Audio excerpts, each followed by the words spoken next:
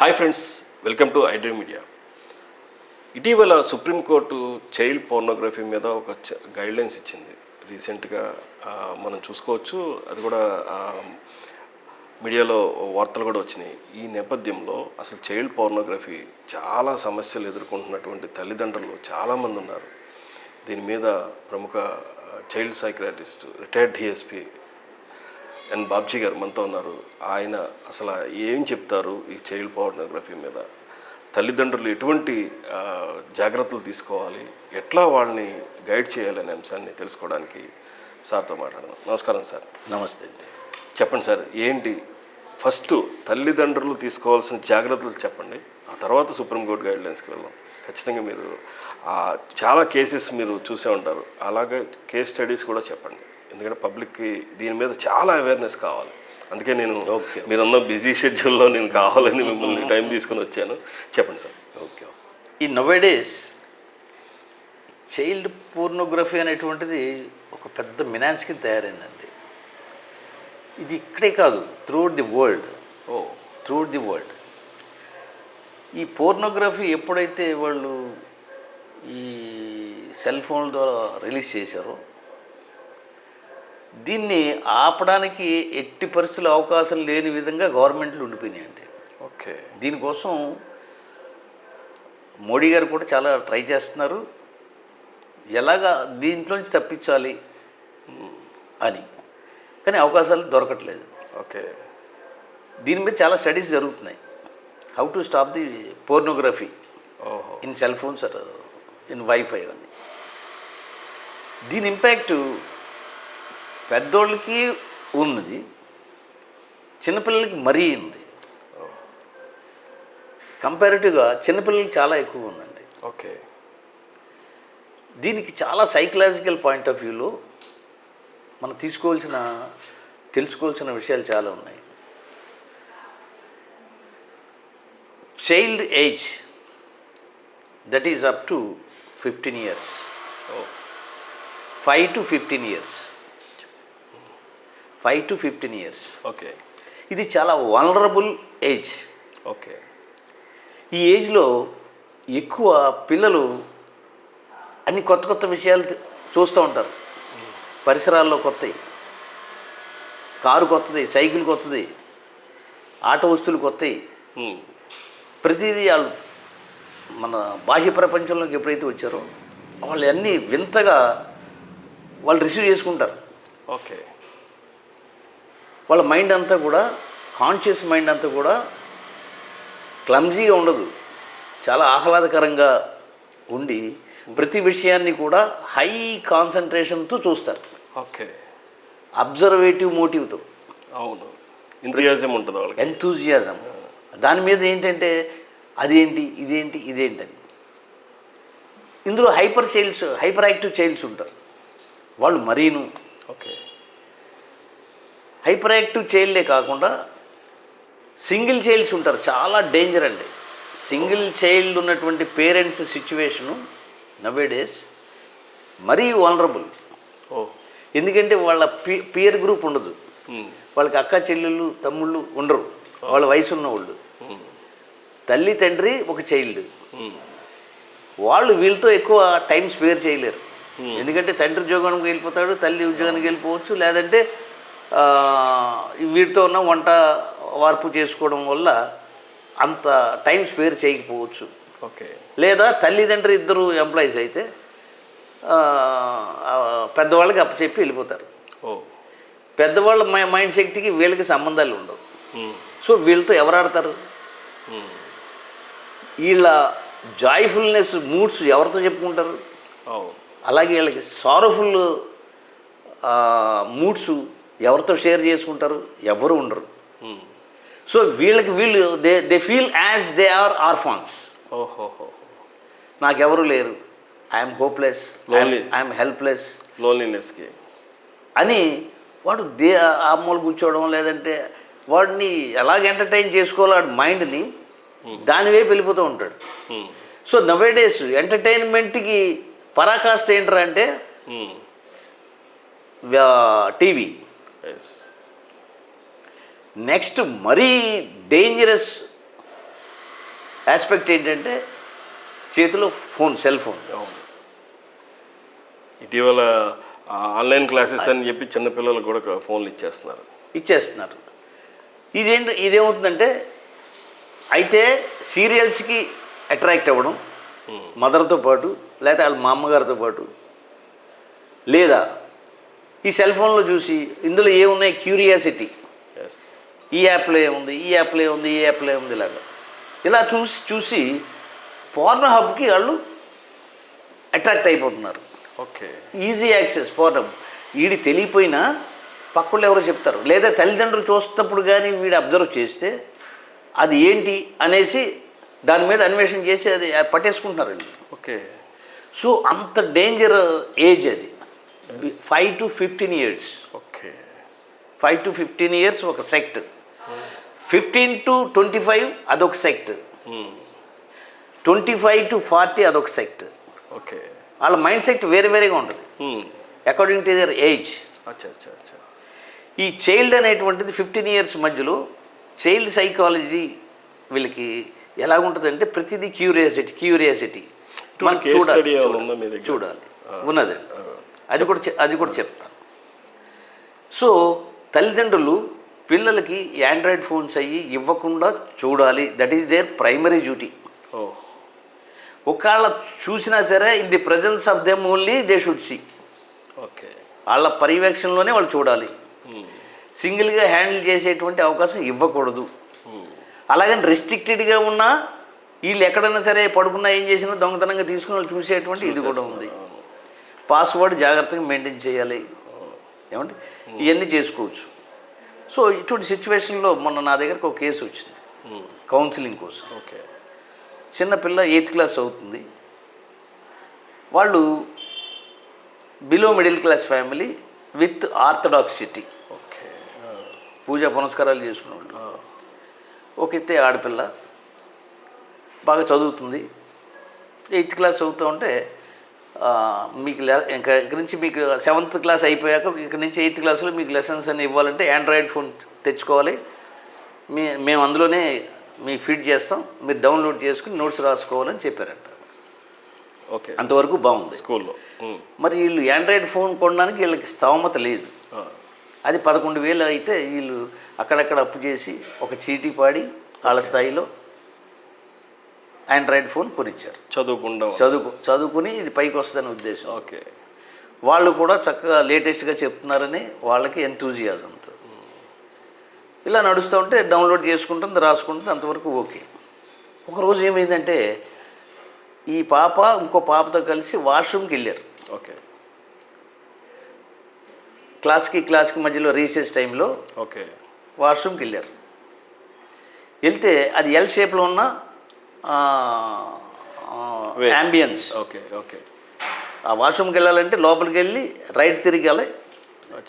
ఇలా తిరిగేటప్పుడు right side కార్నర్లో అదే స్కూల్ టీచరు, మ్యాథ్స్ టీచరు ఇదే క్లాసులో అమ్మాయితో గట్టిగా హగ్ చేసుకుని లిప్ లాక్ చేసి ఉంటుండగా వీళ్ళిద్దరు చూశారండి. వీళ్ళిద్దరు స్టన్ అయిపోయారు. ఓకే. అరే అనేటప్పటికి ఆ టీచరు ఎవరికైనా చెప్పారంటే మిమ్మల్ని చంపేస్తానని వార్నింగ్ ఇచ్చాడంట. వీళ్ళు పారిపోయారు. ఈ పక్క అమ్మాయి ఆల్రెడీ పోర్న్ చూసేటువంటి అలవాటు ఉన్నటువంటి అమ్మాయి.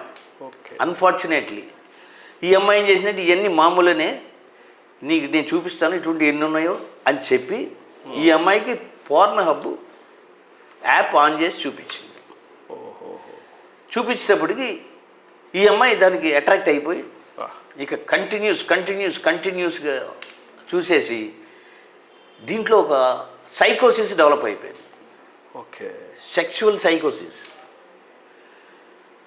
అది ఎలాగంటే ఆ అమ్మాయి హెలూసినేషన్స్లోకి వెళ్ళిపోయింది. తనే చేస్తున్నట్టు, ఓకే, అవతల వ్యక్తి ఎవరో ఉన్నట్టు, లేకపోతే ఎవరో వ్యక్తిని ఆపాదించుకుని వాటితో రమించినట్టు, ఇలా రకరకాలుగా అది చేసుకుని ఆనందపడిపోతుంది. ఇంతలోకి ఏమైందంటే ఆ పక్కింటి పిల్లోడు వీళ్ళ క్లాస్మేటే ఉంటే రే మన ఇద్దరు అలా చేద్దాం అనేసి ఆ పచ్చి భాషలో ఆడు చెప్పేటప్పటికి ఆ కుర్రోడు కంగారు పడిపోయి నాకు అటువంటి భయం అన్నీ అంటే నన్ను పెళ్లి చేసుకో నువ్వు ఇలా చేద్దాం అలా చేద్దాం అనేసి పచ్చి పచ్చిగా మాట్లాడుతూ ఉంటే ఆడే తట్టుకోలేక ఇంట్లోంచి పారిపోయాడు. ఇంట్లోంచి పారిపోయి గోదావరిలో దూకేయడానికి బ్రిడ్జ్ మీదకి వెళ్ళి ఇలా దూకపోతూ ఉంటే ఎవరో పెద్ద ఆయన చూసి లటకన్ పట్టుకున్నాడు. పట్టుకుని 2 టౌన్ పోలీస్ స్టేషన్కి అప్పచెప్పాడు. ఒకవేళ అతనే కానీ పట్టుకోకపోతే వాడు చచ్చిపోయేవాడు, జీవితం అయిపోయింది. ఈ స్థితిలో ఈ అమ్మాయిని నా దగ్గరికి కౌన్సిలింగ్ తీసుకొచ్చారు, నా కౌన్సిలింగ్ సెంటర్కి. ఈ అమ్మాయి చెప్పిన మాటలు చూసి నేను స్టన్ అయిపోయాను. దీని పర్యవసానం ఎంత ఇదిగా ఉంటుందని. బాబా సరే,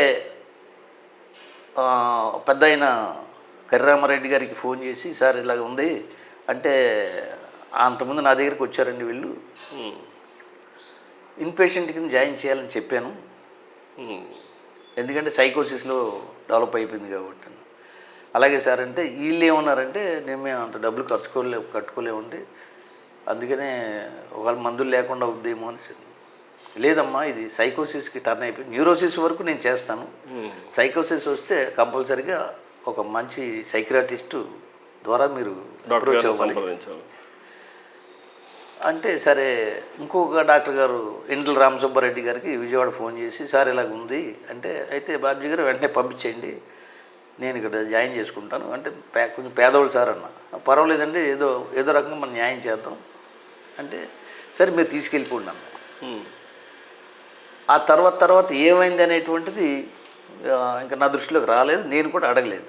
ఓకే. సో దీని రిఫ్లెక్షన్ ఎలా ఉందో చూడండి. పోర్న్ హబ్తో ఇప్పుడు చైల్డ్ చూసింది వేరు, అడాల్సెంట్ చూసింది వేరు, మిడిల్ ఏజ్డ్ ఫెలో చూసింది వేరు. అడాల్సెంట్ చూసినవాడు కూడా డేంజరసే, మిడిల్ ఏజ్ చూసినవాడు వాడు జాగ్రత్తగా ఏ స్టెప్ వేస్తే ఏ డేంజర్ వస్తుందో అని జాగ్రత్తగా వాడు వెళ్తాడు. ఈ 2 వల్నరబుల్ సిచ్యువేషన్ ఉన్నటువంటి ఏజెస్ ఇవి. సో మనం తెలుసుకోవాల్సింది ఏంటంటే 10 years నుంచి 25 years మధ్యలో, లాంగ్ స్పాన్ ఆఫ్ 15 years చాలా జాగ్రత్తగా ఉండాలి. ఓకే. ఈ పిల్లల గురించి పేరెంట్స్ మరీ జాగ్రత్తగా ప్రతిదీ కూడా వాళ్ళు జాగ్రత్తగా వాచ్ అండ్ వార్డ్లో ఉంటే కానీ పిల్లలు దారి తప్పేయడానికి చాలా అవకాశం ఉంటుంది. ఓకే. దీని మీద రీసెంట్గా మన సుప్రీంకోర్టు కూడా ఆర్డర్స్ వేసింది.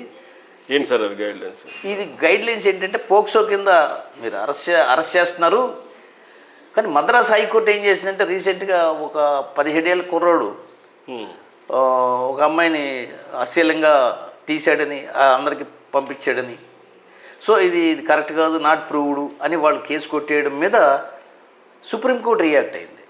ఓకే. నువ్వు అలా తీసుకోవడానికి వీల్లేదు, ఈ మార్ఫింగ్ కూడా డేంజరు, అటువంటి వాళ్ళు కూడా they should be punished rigorously okay అనేసి వాళ్ళు ఇచ్చి, ఈ పోక్సో యాక్ట్లో ఆ పదాన్ని కూడా మార్చాలి అని వాళ్ళు సజెషన్స్ కూడా ఇచ్చారండి. ఓహో. అసలు చైల్డ్ పోర్నోగ్రఫీ అనే పదం వాడద్దు, డోంట్ యూజ్ ఇట్. ఎందుకంటే వీళ్ళ క్యూరియాసిటీ ఉంటుంది, ఏంటి చైల్డ్ పోర్నోగ్రఫీ అన్నారు, చైల్డ్ మనమే కదా, అదేంటి చూడాలి అనేటువంటిది వస్తుంది. తర్వాత ఆ చైల్డ్లో వాళ్ళకున్న ఆ కాన్షియస్ మైండ్లోంచి ఇటువంటివన్నీ కూడా ఇంప్రింట్ అయ్యి అది సబ్ కాన్షియస్ మైండ్లో ఆ స్టిగ్మా కింద ఉండిపోతాయండి. ఇది లైఫ్ లాంగ్ ఉండిపోతాయి. ఒకసారి సబ్ కాన్షియస్ మైండ్లో ఇటువంటి నెగిటివిటీ స్టిగ్మాస్ కానీ ఏర్పడితే it won't be erased throughout the life. అంత డేంజర్ ఉంది. సో దీని తోడు ఐటీ యాక్ట్, ఇన్ఫర్మేషన్ యాక్ట్ కింద కూడా స్ట్రింజెంట్ యాక్షన్ తీసుకోవాలని అండర్ సెక్షన్ 67B కింద ఓకే వీళ్ళకి అన్ని కోర్ట్స్కి ఇన్స్ట్రక్షన్ ఇచ్చారన్నమాట. ఇచ్చి అసలు దీన్ని ఇరాడికేట్ చేయాలి, government should take stringent action అని చెప్పారు. అది నెట్లో దొరుకుతుంది కాబట్టి చూస్తున్నాం. ఇటువంటి లేని ఎన్ని ఉన్నాయి చూడండి. లాస్ట్ వీక్ అయితే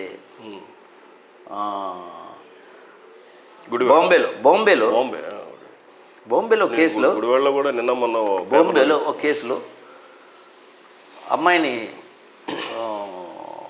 వాడు ట్రాప్ చేసి, పెళ్లి చేసుకుంటాను ట్రాప్ చేసి దాన్ని చంపేశాడు, ముక్కలు చేసాడు. చేసేటప్పటికి పట్టుకున్నారు, అరెస్ట్ చేశారు. అప్పుడే 1 సంవత్సరం నుంచి జరుగుతుంది. వాళ్ళు మార్పు అయితే రాలా. ఇంకా రాదండి.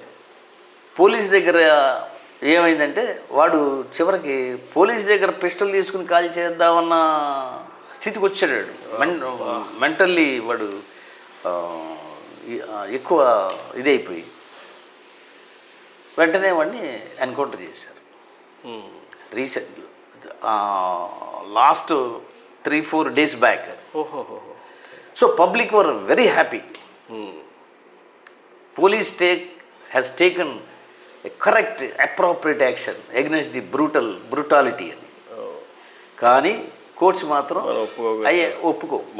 ఎందుకంటే మీరెవరో చంపడానికి, మీరెవరు పనిష్మెంట్ ఇవ్వడానికి ఓకే. మరి కోర్టు పనిష్మెంటు వాళ్ళకి సరిపోవట్లేదు. పోలీసు పనిష్మెంట్ ఇస్తే వాళ్ళు తట్టుకోలేరు. ఎలాగ మరి? సో ఇటువంటి సిచ్యువేషన్లో పెద్దలు, పేరెంట్స్ అంతవరకు వెళ్ళనివ్వకుండా జాగ్రత్తగా చూసుకోవాలి. అంటే అవ్వదు. ఎలాగంటే ఇల్లు వదిలేసి వేరే చోట ఉద్యోగానికి వెళ్తుంది పాప. అక్కడ ఇన్స్టాగ్రామ్లో కానీ, ఫేస్బుక్లో కానీ, ఆ బుక్లో ఈ బుక్లో కానీ ఎవరో కాంటాక్ట్ అయిపోతారు. మ్యాక్సిమం గ్రాడ్యుయేషన్ చేయడానికి పిల్లల్ని బయటకే పంపిస్తున్నారు. అతి నమ్మకం మీద ఆడపిల్లని బయట పంపిస్తున్నాం, అతి నమ్మకం మీద మగపిల్లని బయట పంపిస్తున్నాం. వీళ్ళందరూ ఏం చేస్తున్నారో తెలియదు. బయటికి వెళ్ళాక వీక్లీ ఆఫ్స్ అనేసి వీకెండ్ పార్టీస్, పార్టీ కల్చర్ వచ్చింది. ఓకే. ఈ పార్టీ కల్చర్ ఎలాగా? Pub culture, weekend party culture, rave party culture, ఇలాగ కల్చర్లో చేసుకోవడం. దీంట్లో ఆల్కహాల్కి అడిక్ట్ అయిపోతున్నారు.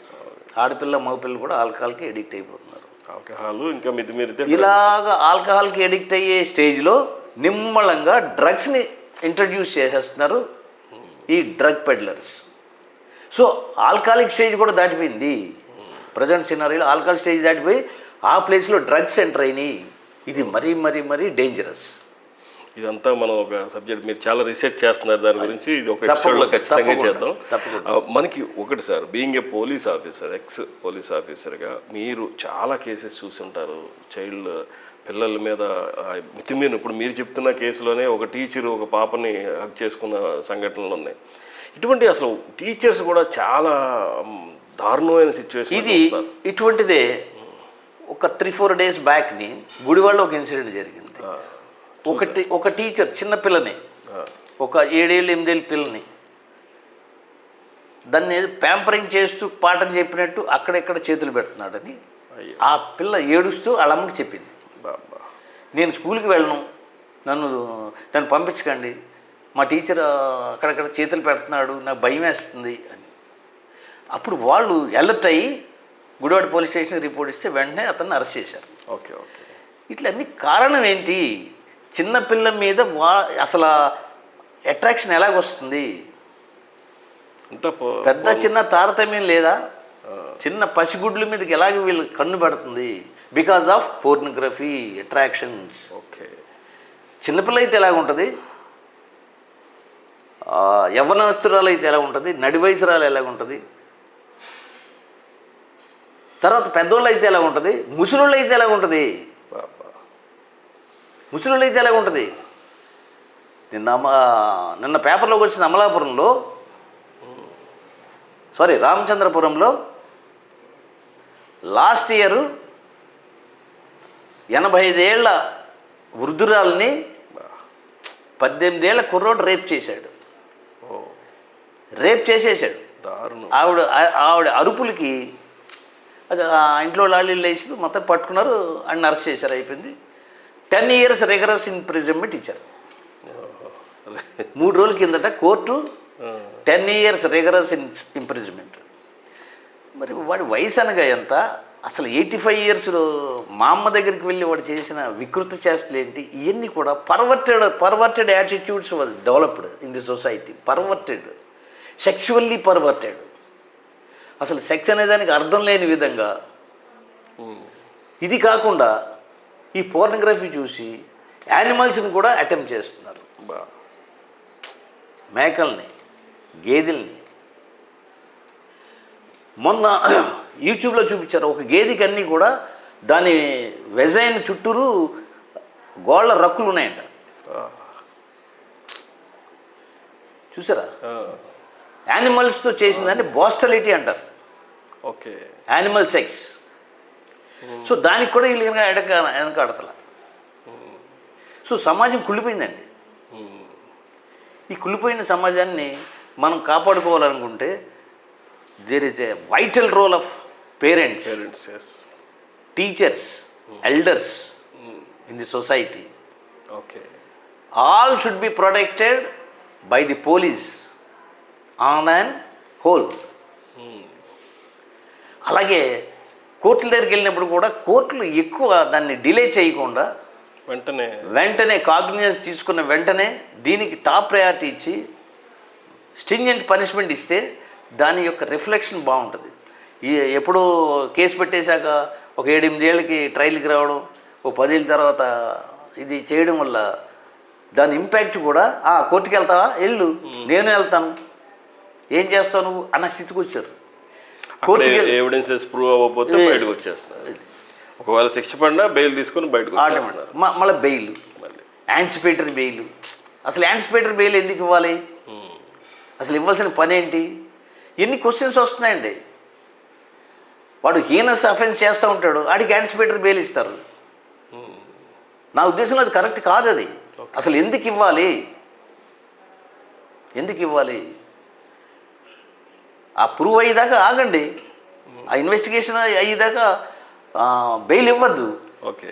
ఒకవేళ ఇన్వెస్టిగేషన్లో మీకు ఏమైనా ఫాల్ట్ దొరికితే బెయిల్ ఇచ్చుకోండి. అదే ముందు వేసిందే గంతు దిగింది ఏదో అన్నట్టు ఉంటుంది అది. అదే సార్. అందువల్ల కోర్టులు అంటే భయం లేకుండా పోయినాయి. దీనివల్ల పోలీస్ అంటే భయం లేకుండా పోయింది. కోర్టులో యాంటిసిపేటరీ బెయిల్ ఎప్పుడైతే స్టార్ట్ అయిందో పోలీస్ అంటే చాలా చిన్న చూపు వచ్చింది. ఓకే. పోలీస్ అనేటువంటి వాడు వ్యవస్థకి తండ్రి లాంటివాడు. తండ్రి ఇన్యాక్టివ్ అయితే పిల్లలు దారి తప్పుతారు. సో వీళ్ళు యాక్టివ్గా ఉన్నా లేకపోయినా వీళ్ళు చేసేది ఏం లేక వీళ్ళ పద్ధతి కూడా కరెక్ట్గా లేకుండా పోతుంది. ఓకే. సో ఇవన్నీ కలిసి వెరసి దీని ఇంపాక్ట్ చైల్డ్ మీద పడుతుంది. అక్కడ దాకా ఎందుకండి, ఒక 5 months బ్యాక్, 5 months కూడా కాదు, 3 months బ్యాక్ తెలంగాణలో 4 పిల్లలు ఒక అమ్మాయిని రేప్ చేసేసి, గ్యాంగ్ రేప్ చేసి దాన్ని ఏం చేయాలో అర్థం కాని స్థితిలో అబ్బాయిల తల్లిదండ్రులు అమ్మాయిని మాయం చేసేశారని ఎలిగేషన్. చంపేశారు, నో డౌట్. ఎలా చంపారో కూడా ఇంతవరకు అది ట్రేస్ అవ్వలేదు. కాలువలో పడేసామంటున్నారు, నదిలో పడేసామంటున్నారు, dead body not traced. So అంత సపోర్టివ్గా పేరెంట్స్ ఉంటే పిల్లలు ఎలా బాగుపడతారు చెప్పండి. So parents school going children ఉన్నటువంటి పేరెంట్స్ బాధ్యత చాలా ఉందండి సమాజంలో. చెడ్డ కోతి వనవలన చెడిపిందని వీళ్ళ పిల్లలు చెడిపోవడం కాకుండా మిగతా పిల్లలందరినీ సర్వనాశనం చేస్తున్నారు. So society must open it's ice. అందరూ కూడా కలిసికట్టుగా దీని మీద ఒక ఉద్యమాన్ని లేవ తీస్తే కానీ ఈ పోర్నోగ్రఫీ అనేటువంటిది ఉండదు. ఈ పోర్నోగ్రఫీ వచ్చాక మానవత్వం చెడిపోయిందండి. తల్లి లేదు, చెల్లి లేదు, పిల్ల లేదు, ఎవరు లేరు. ఇంకొక ఇన్సిడెంట్ ఉంది. నేను విజయవాడలో సీఏగం చేస్తున్నప్పుడు 2 Town పోలీస్ స్టేషన్కి ఒక కూలి మనిషి వచ్చింది. కూలి పని చేసుకునే ఆవిడ, ఒక మిడిల్ ఏజ్డ్. ఓకే. సార్ మా పిల్లోడు ప్రవర్తన బాగోలేదు, చంపేయండి సార్. మీరు చంపితే నాకు న్యాయం చేసిన అవుతారు. నేను చంపడం ఎందుకమ్మా, నువ్వే చంపే అన్నాను. నేను చంపడానికి కాదు ఇక్కడ ఉన్నది, నువ్వే చంపేరా అన్నాను. అసలు ఎందువల్ల వచ్చిందంటే బేరమని ఏడ్చి చివరికి ఆ పిల్లోడు 18 ఏళ్ళ పిల్లోడు, వాడు చేసే పని, వాడేం బేవర్స్గా తిరుగుతున్నాడు రోడ్ల మీద. ఈ కూలి పని చేసుకుంటుంది. వీళ్ళ కూతురు ఉంది, అది అమ్మాయి పెద్దది, వీడు చిన్నోడు, దానికి ఒక 20 ఏళ్ళు ఉంటాయి. ఇంట్లో వంట చేస్తూ ఉంటుంది. ఈ పెద్దవాడు వీడు కూలి పని చేస్తాడు. వీళ్ళందరూ పడుకుంటారు, చిన్న గుడిసెలో పడుకుంటారు. ఒకరోజు ఎవరికో వాళ్ళ బంధువులకి ఒంట్లో బాగోలేదని ఊరెళ్ళింది. ఆ రోజు రాత్రి అక్క తమ్ముళ్ళు ఇద్దరు పడుకున్నారు.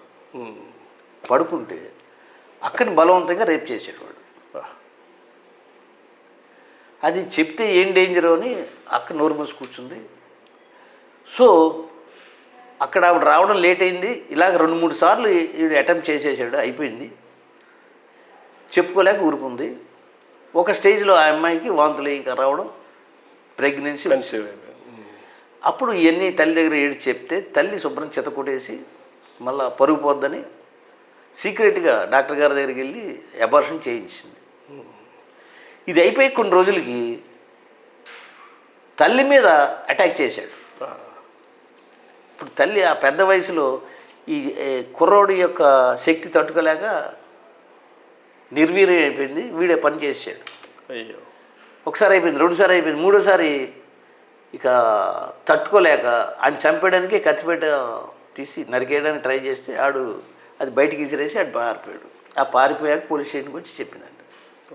ఇంతకీ వాడు చేసింది ఏంట్రా అంటే, పూర్వం వైట్నర్స్ ఉండి ఎరేజర్స్, వైట్ ఫ్లూయిడ్ ఉండి ఒక కలర్లెస్ సొల్యూషన్ ఉంటుంది. ఇది వీళ్ళు స్నూజింగ్ చేసి దాని మీద వచ్చిన ఇంటాక్సికేషన్తో వాళ్ళు ఏం చేస్తున్నారో వాళ్ళకి తెలియదండి. అంటే దాని పవర్ ఎటువంటిదంటే ముందరే ఆలోచించుకుని ఈ పని చేయాలి, ఎలాగైనా ఈ పని చేయాలని ఆలోచించుకుని అది పీలిస్తే ఆ సబ్కాన్షియస్ మైండ్ వాడితో ఆ పని చేయించేస్తుంది. ఒక రకమైన డ్రగ్. ఈయన మర్డర్ చేయాలంటే మర్డర్ చేయించేస్తుంది, ఈయన రేప్ అంటే రేప్ చేస్తుంది, ఇంట్లో దొంగతనం చేయాలంటే చేయించేస్తుంది. సో వీడికి ఎక్కడ లేని పవర్ అంతా వచ్చేస్తుంది. అంత డేంజరస్ అన్నమాట. అది కాన్షియస్ని ఆ రకంగా నడిపిస్తూ ఉంటుంది. సో దొంగతనాలు, హీనస్ అఫెన్స్ చేసేవాళ్ళందరూ ఈ పని చేసేవాళ్ళు. అందువల్ల దాన్ని బ్యాన్ చేశారండి. ప్రస్తుతం అది సొసైటీలో లేదు. ఓకే. ఆ తర్వాత నేను ఇన్వెస్టిగేషన్ చేసి హోల్సేలర్స్ని పట్టుకున్నాం.